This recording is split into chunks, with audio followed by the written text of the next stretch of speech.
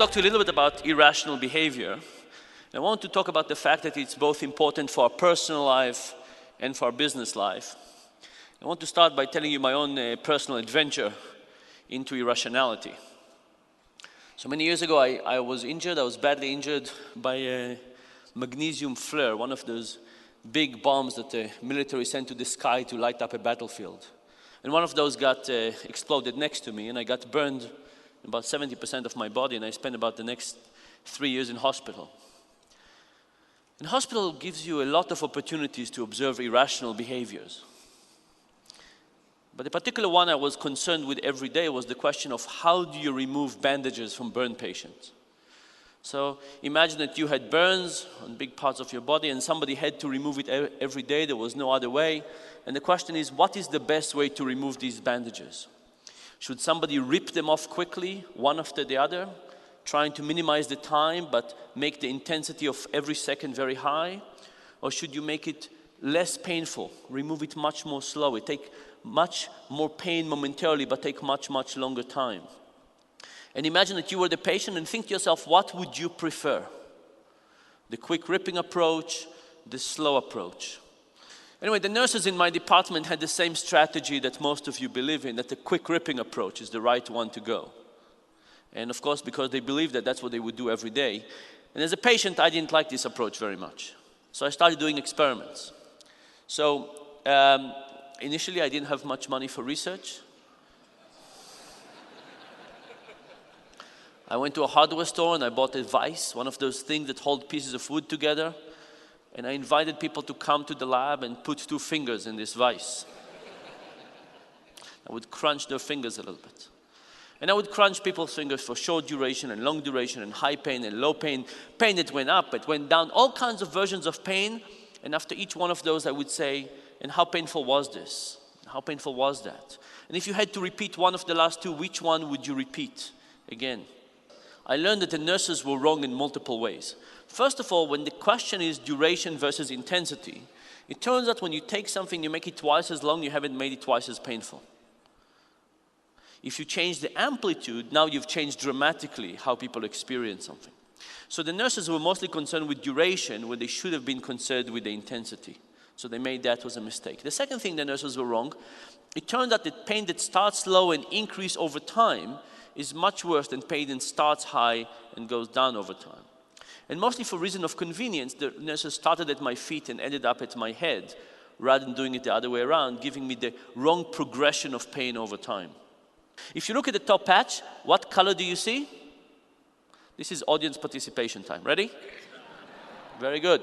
The bottom, the patch at the bottom arrow is pointing to?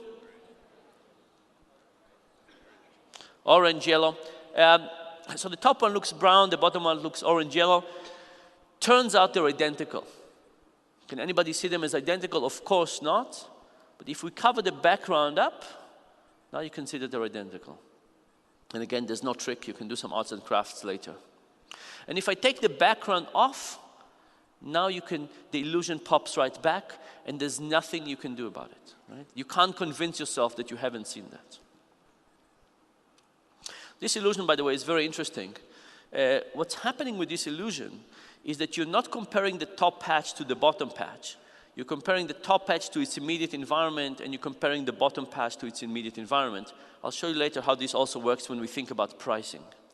So I want you to think about visual illusion as a metaphor for the rest of our ability to make decisions, and about this inability to see things correctly because of how our brain is structured.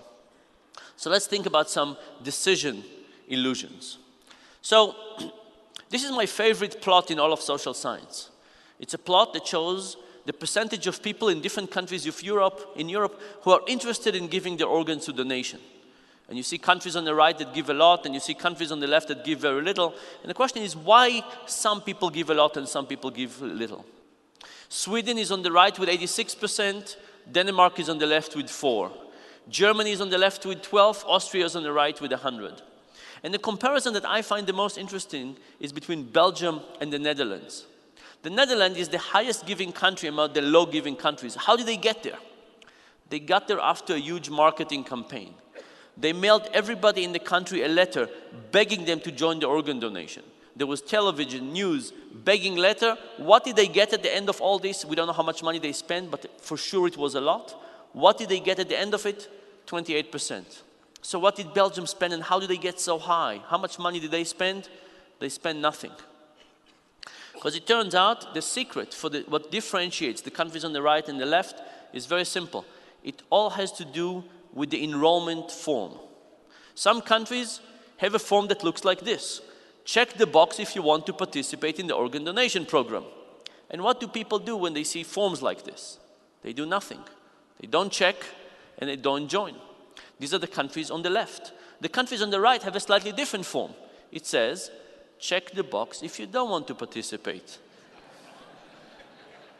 And what do people do? The same thing. They do nothing, but now they join. We call this opt-in and opt-out, and it's actually a very important phenomenon, so it's worthwhile pausing and thinking about this for a little bit. The first thing to realize is that, of course, default, whatever is set for us, is crucially important for things we don't pay attention to. Whatever the security or the conditions in Facebook are, or in a particular interface, or what's the default of our web browser, those things we don't pay attention. But it also turns out that defaults and opt-in and opt-out are very important for big, large, important, complex decisions. Why? Because as decisions get bigger and more difficult and more complex, we don't know what to do. And when we don't know what to do, we do nothing, and we let the person who designed the interface decide for us. I'll give you two examples for this. The first one is an ad from The Economist from a few years ago. And The Economist show us three options. They say, would you like an online subscription for $59, a print subscription for $125, or both for $125? When you read this, you say, what's the middle option doing there? Why would anybody pay the same for less? So I called them up. I have to say that originally I thought that somebody would say, oh yes, we read one of your papers, we were so excited, we decided to test it. But of course, nobody does. So I did this experiment. I showed this to some of our students, and here is what happens. Few people wanted online, the vast majority wanted the combo deal. Thankfully, nobody took the worst option. Now, if you showed people three alternatives and one of them had zero market share, what would you do with it? You would eliminate it. So for another group, I took it away, and I showed just the one that had useful market share, and here is what happened. The popular option became the least popular became the most popular. Why? Because it turns out that decisions about money are very difficult. Is The Economist online worth $59? Is the combo deal worth $125? We just don't know. But all of a sudden, the print-only version was kind of like the background in the cube illusion. Relative to that background, the combo deal for $125 looks like a good deal. We have a hard time evaluating things in absolute terms, so evaluate them in relative terms. Relative to what? Whatever we're given, even if it's a useless, irrelevant option that nobody actually wants. But in all of this, there is good news. And the good news is that if you think that people are perfectly rational, then what you want to do is either provide them in information and leave them to their own accord, and people would optimize.